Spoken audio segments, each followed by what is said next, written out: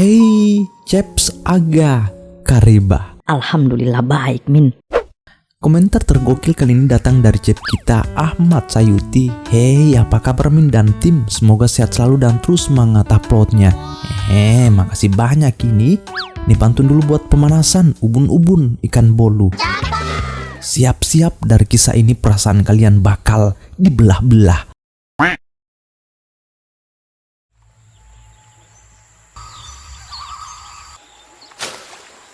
Pada tahun 1969, di tengah aroma mesiu dan kenangan perang yang belum usai, seorang pria duduk gagah dengan tatapan penuh luka. Nama pria ini ialah Letnan Kolonel Kim Jin Yong. Ya, bukan sembarang prajurit, Cep. Di pangkalan militer dia adalah lambang keberanian, kebanggaan militer Korea yang baru kembali melakukan pertempuran panjang di Vietnam. Tepat malam ini di pangkalan, Brigadir Jenderal Pong sekaligus ayah mertuanya merayakan sebuah pesta penyambutan untuknya, padahal Kolonel Kim tak doyan alkohol.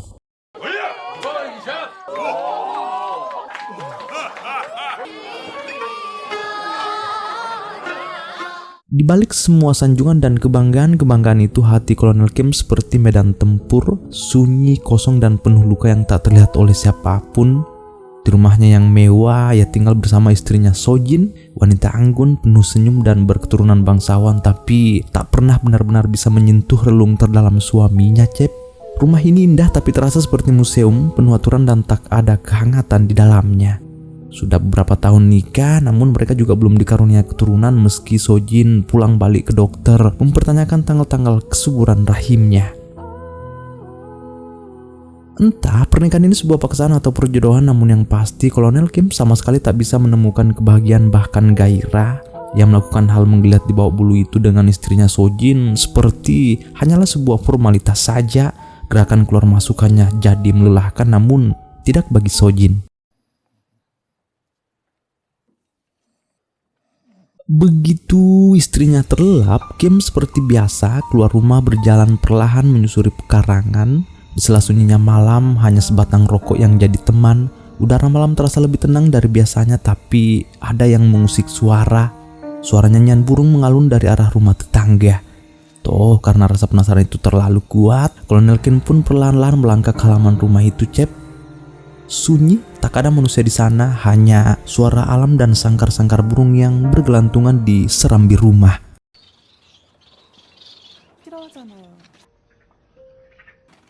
Cukup kaget Kolonel Kim tiba-tiba ditegur dari belakang oleh seorang wanita memakai baju tidur. Bukan wanita biasa, tapi gadis cantik dengan tatapan teduh. Tak munafik, tatapan pertama Kim padanya seperti anak panah yang menembus dada tanpa peringatan.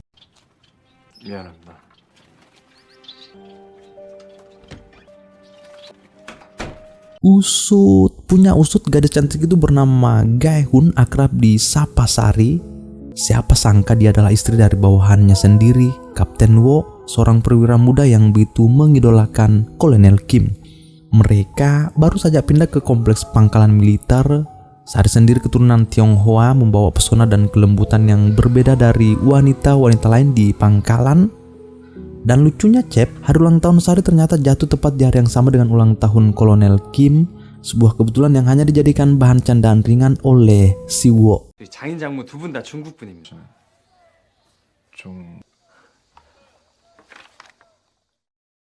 Di suatu hari, rumah sakit di pangkalan tengah akan mengambil dokumentasi dengan Kolonel Kim untuk surat kabar pertahanan nasional.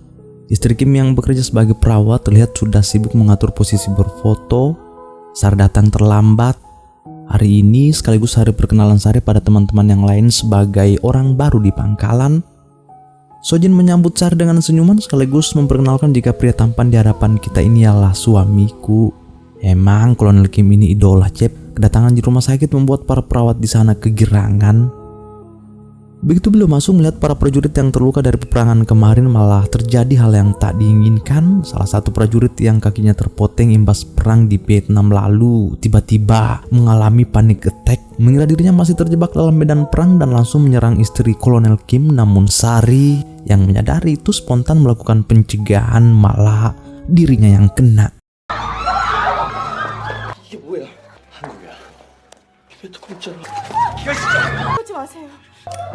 마지막 경우다. Suasana rumah sakit sontak heboh, jeritan dan kegaduhan memenuhi lorong. Untungnya Kolonel Kim bertindak cepat. Ia berhasil menenangkan si prajurit, menghentikan serangan brutal itu, Cep. Tapi tidak tanpa harga, Sojin harus dirawat intensif. Ia terkena peluru dan lehernya sempat hampir ditebes. Wo yang tahu hal ini langsung menghajar si prajurit tanpa ampun. Beruntung Kolonel Kim datang di detik terakhir untuk menghentikan amarahnya. Rasa bersalah masih menyisa, maka Kolonel Kim meminta izin pada Wo. Ia ingin menjenguk Sari sekaligus meminta maaf atas kejadian yang tak terduga itu. Dengan tangan membawa sekuntum bunga dan sekaleng makanan, Kim datang dengan langkah pelan, sorot mata menunduk. Dengan ragu, Sari bertanya, "Dari mana Anda tahu kalau aku ingin makan makanan kalengan?" Kim menarik nafas, sedikit patah-patah. "Aku hanya menebak-nebak saja." Dan tepat saat itu, Sari memandangnya dengan cara yang berbeda, tatapan yang menyimpan sesuatu, entah kekaguman atau sesuatu yang belum bisa diucap. Kolonel Kim pun menyerahkan anting yang pernah hilang, anting milik Sari. Sari menerimanya sambil berkata pelan, "Bisakah kau memasangkannya untukku?"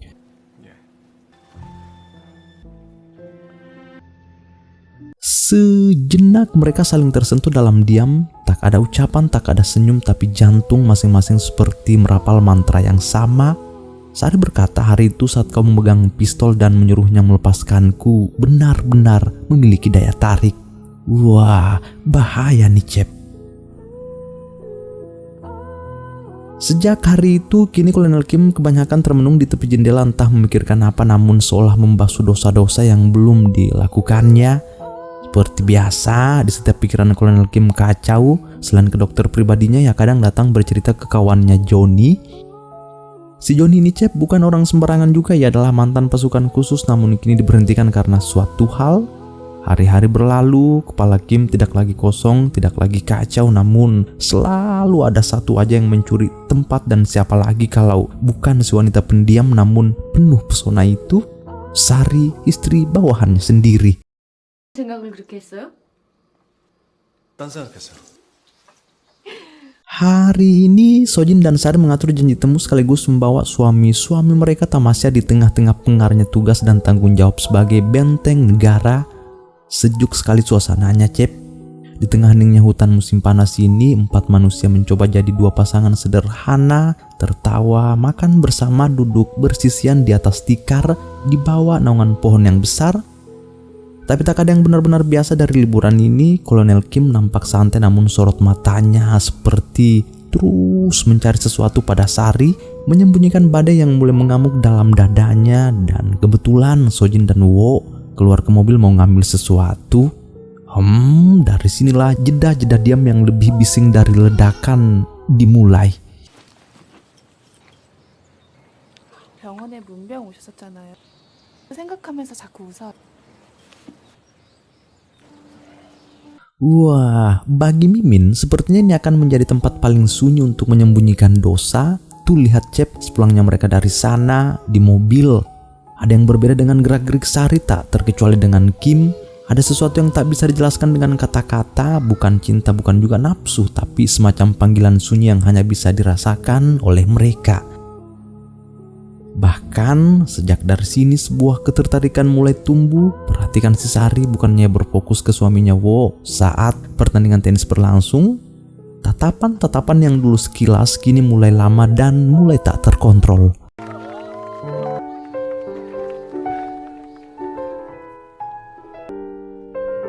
Sampai di suatu malam sebuah pesta jamuan besar digelar. Pesta itu bukan sembarang pesta. Hadir semua petinggi militer termasuk Komandan Juso dan tentu saja ayah mertua Kim sendiri, Jenderal Pong.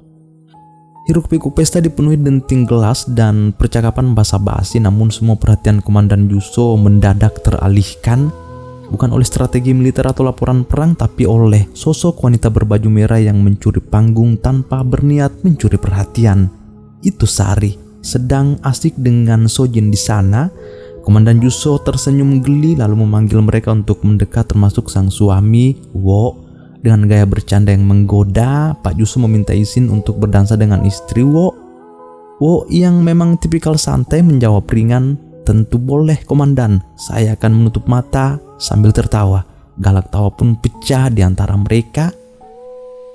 Kolonel Kim yang sedari tadi berdiri dengan ekspresi dingin dipanggil untuk naik ke panggung. Ia ditugasi memutar lagu klasik sebagai pengiring dansa komandan. Tangannya menekan tombol pemutar musik, namun matanya tak bisa berpaling dari sosok wanita berbaju merah di depannya. Ngomong-ngomong Cep, siapa sih yang gak terpesona kalau lihat Sari? Tubuhnya menjulang tinggi bagaikan bintang film barat di era keemasan. Pinggang ramping, lekuk tubuh sempurna, pinggul menggoda, wajahnya memancarkan aura lembut tapi penuh misteri. Komandan Juso begitu bersemangat berdansa, genggamannya erat, langkahnya mantap. Mungkin terlalu dekat, terlalu akrab, dan hanya satu orang di ruangan itu yang merasakan perihnya pemandangan itu. Kim. Karena ia tak sanggup melihat lebih lama, langkahnya berat namun cepat menuju toilet. Tapi baru saja ia mengangkat kepala dari pantulan kaca, tampak sosok bayangan merah yang menghampiri. Awalnya ia kira Mbak Kunti, tapi bukan, itu Sari. 인지 찾았어요. 제가 좀 취해가지고. Begitu Sari mulai mendekatinya, seketika Kolonel Kim menyerah dan tenggelam. Lalu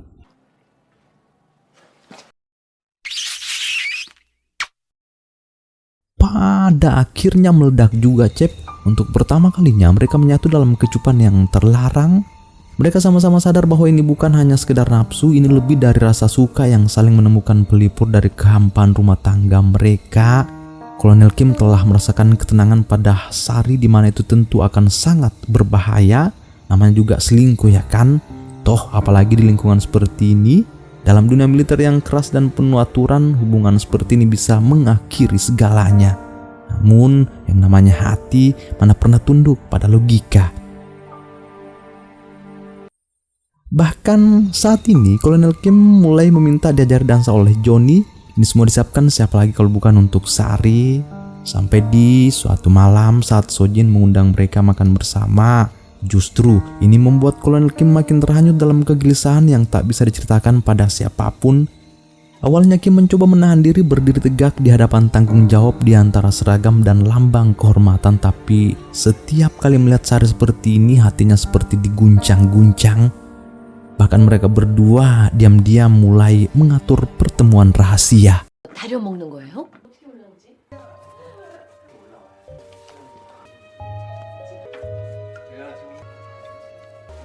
그래요? 또 담배 핀다. 담배 좀 얼마나 좋아요. Nah, di esok harinya Cep, jalanlah mereka berdua. Dan hari ini hujan mulai turun setelah kemarau panjang. Cukup anggun Sari hari ini. Kolonel Kim terlihat membawanya masuk ke hutan sebab inilah tempat teraman untuk berdua, ya kan? Hujan di luar makin menggila, tapi yang di dalam mobil lebih menggila. Terombang-ambing antara rasa bersalah dan perasaan yang makin sulit dibendung. 명님 손 좋아요. Bahkan hal menggeliat di bawah bulu itu telah terjadi. Kolonel Kim dan Sari sudah tak bisa membendung apa yang selama ini mereka pendam. Suasananya pecah, bahkan ban mobil nyaris terkubur akibat kerasnya goyangan Sari. Mangur paroi Sari Cepdi.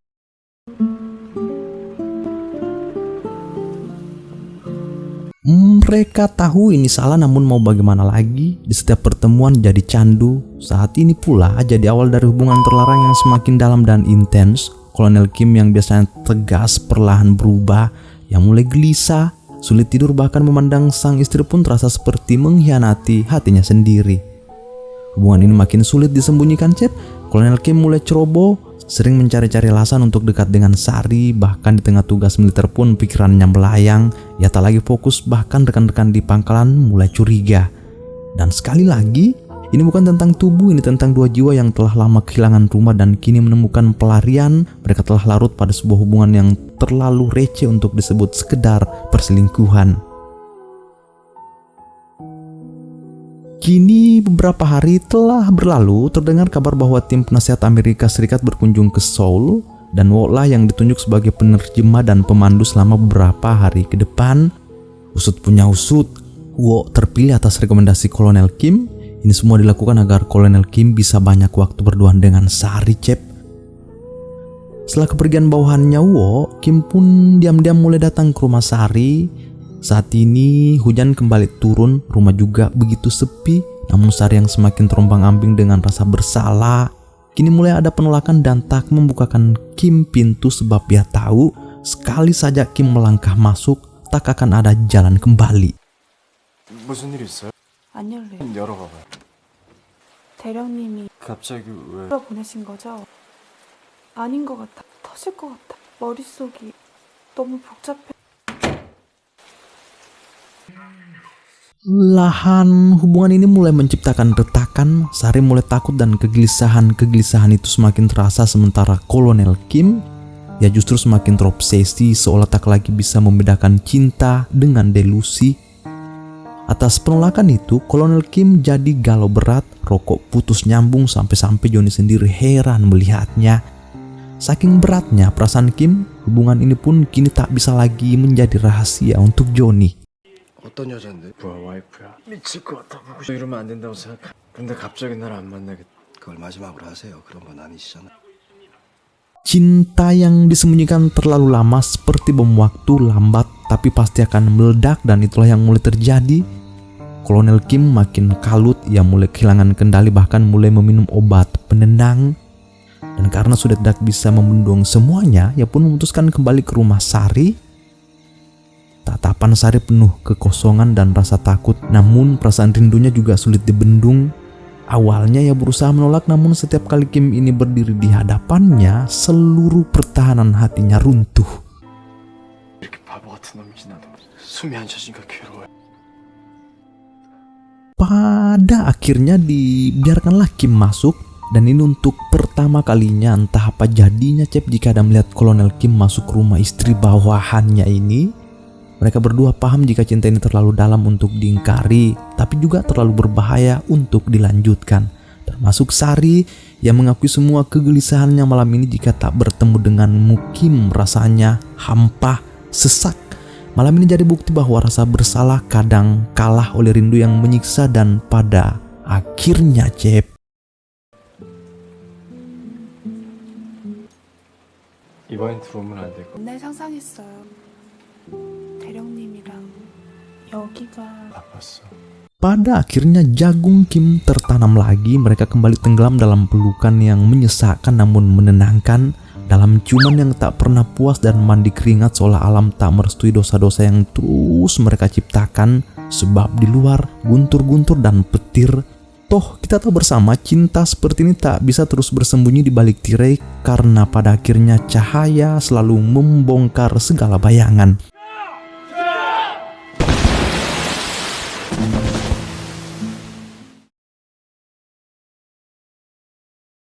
Kini mereka semakin sering bertemu diam-diam Cep, seolah mereka sudah tak peduli lagi pada dunia. Sementara itu desas-desus di markas mulai terdengar, padahal Kolonel Kim mengajak Sari berdansa sambil foto bareng. Kolonel Kim mengajari Sari bawa kendaraan, mengajaknya ke pantai. Dari sini Kim merasa telah menemukan sosok perempuan yang membuatnya merasa hidup, tak terkecuali dengan Sari sendiri pastinya. Dari dalam mobil, Kim mulai bertanya perihal hubungan rumah tangga Sari dengan suaminya Wo. Sari pun mulai menceritakan semuanya. Ternyata Cep, dulu sebelum menikah Sari pernah ditarik naik ke atas loteng oleh Wo untuk digituin. Kalian ngerti lah ya maksud mimin, hehe. Di sana Sari dipaksa dibawa terik matahari di mana kala itu usia Sari 13 tahun.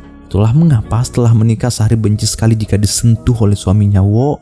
Dan ia sama sekali tak bisa menghindari perjodohan dari orang tua mereka. Berangkat dari sanalah Sari selalu merasakan kehampaan dalam rumahnya. Lalu Kolonel Kim hadir membawa ketenangan dan rasa nyaman. Itulah yang membuat Sari makin larut dalam semua ini, meski kadangkala pikirannya berat memikirkan bagaimana caranya bisa keluar dari labirin yang ia ciptakan sendiri. Pertanyaan-pertanyaan itulah yang semakin membuat Kolonel Kim merasa yakin satu-satunya jalan untuk terus merasakan kebahagiaan ini yaitu dengan membawa Sari kabur dari pangkalan, membawanya ke tempat yang jauh yang tak terjangkau. Dan itu artinya Kolonel Kim tak peduli dengan apapun lagi, termasuk jika mengkhianati sang istri. Sari melihat obsesi Kim yang semakin menggila seperti ini justru malah membuatnya semakin merasa takut. Wajar lah ya perempuan, Cep. Sari mulai memikirkan nasib orang tuanya, nasib mertuanya, dan respon suaminya jika ia sampai kabur dengan Kolonel Kim. Lalu keputusan Sari dari semua ini, 이제 대령님 그만 만날래. 날 위해서 님도 노력해 줄 수 있죠? dari sejak malam itu kini tak ada lagi rahasia yang benar-benar bisa disembunyikan. Meski Kim pandai menyamarkan waktu, sikapnya saat ini terlalu penuh jejak dan kepanikan, serasa ingin meledak. Tangannya gemetar. Saat pulang ke rumah, seperti biasa istrinya Sojin selalu menyambutnya dengan senyum. Namun senyum kali ini senyum seorang wanita yang tahu akan suatu hal, tapi memilih menyimpan kecurigaan itu sebab Sojin juga belum ada bukti konkret. 듣고 싶어서. 왜 그래? 너무 답답해서 그래. Hari demi hari yang ada pada Kolonel Kim hanya rasa sesak, serasa mau mati, terus digerogoti rasa sakit dan kerinduan. Kata-kata terakhir Sari malam itu di mobil terus mengacaukan dirinya, Cep. Intina manrasai Kolonel E, pedih hati mulai. Berapa hari kemudian, kini Wo telah kembali tanpa ia tahu jika selama kepergiannya banyak pengkhianatan yang dilakukan istrinya. Saat ini, Sari hanya bisa berusaha selayaknya seorang istri, namun kehampaan dan rasa bersalah itulah terus membuatnya hidup dengan kekosongan. Tak terkecuali dengan Kolonel Kim. Meski malam ini ia tengah kenaikan pangkat, namun dia hanya merespon biasa-biasa aja segala upaya yang telah dipersiapkan istrinya Sojin.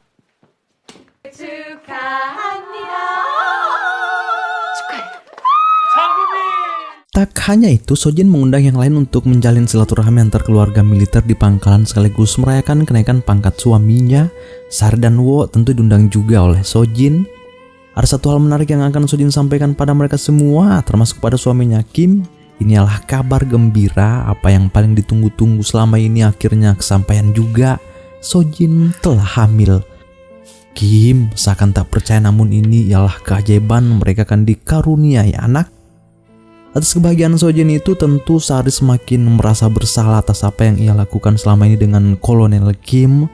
Dari sini, Sari akan benar-benar berusaha menjauh dan tak akan menemui Kolonel Kim lagi kecuali acara formal dan agenda tertentu.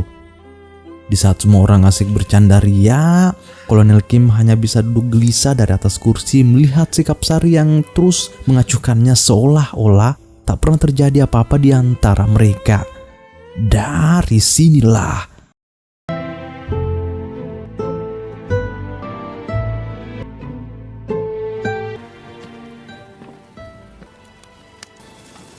난 안 갈 거예요. 그럼 난 어떻게 해요? 얘기했잖아요. 안 만날 거. 그럼 왜 그랬는데? 왜 소화하게 한 거냐? 걔 버릴 거면서! 왜 버리는 거냐고! 하지 말고 뭔지 모르겠어요. 왜 그랬어?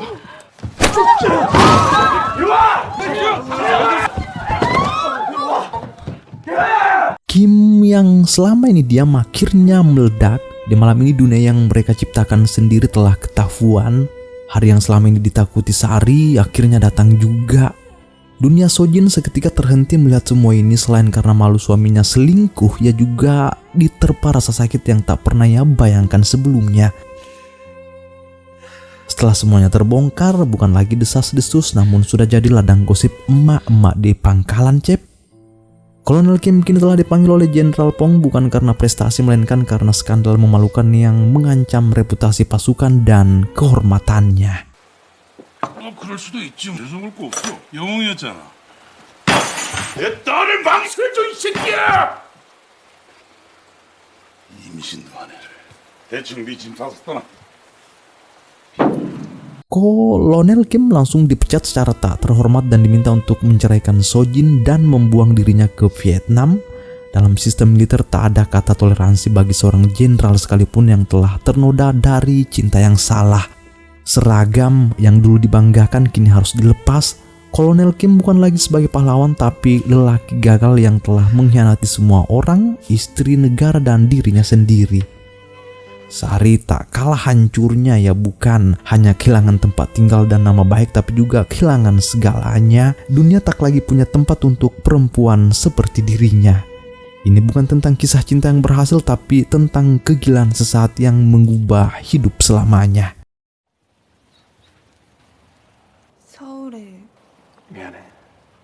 조심해서 다녀오세요. 잠깐만. 나 사랑했어? 지금도 사랑해? 그렇구나. 아무는 못 살 것 같아. 숨을 못 쉬게. 그래서 살 수가 없어.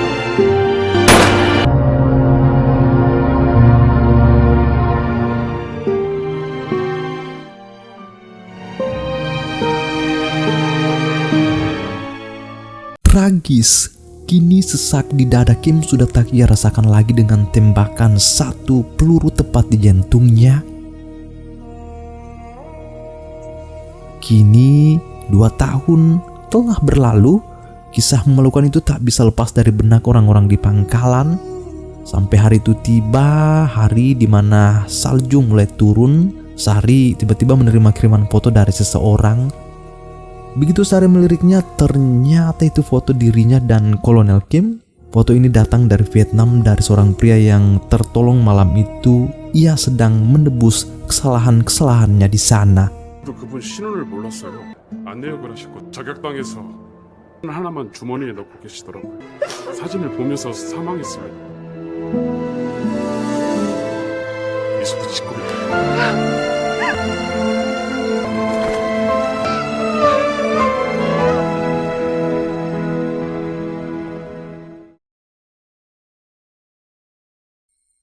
Kini telah usai.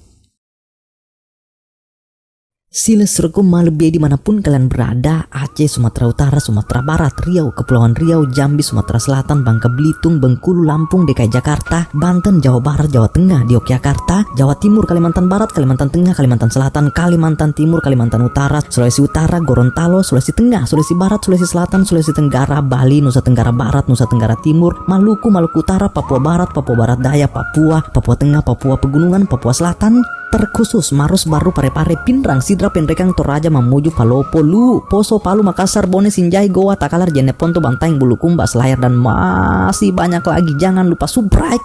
Terima kasih sedalam-dalamnya telah menyempatkan diri mampir ke channel sederhana ini. Oh iya, apakah yang bisa kita petik dari kisah ini, Cep? Coba komen di bawah. Selamat bersua di video selanjutnya. Bye-bye. And every time I try to fly, I fall without my wings. Feel so small. Guess I need you, baby. And every time I see you in my dreams, I see your face haunting me. Guess I need you, baby. I make believe that you are here.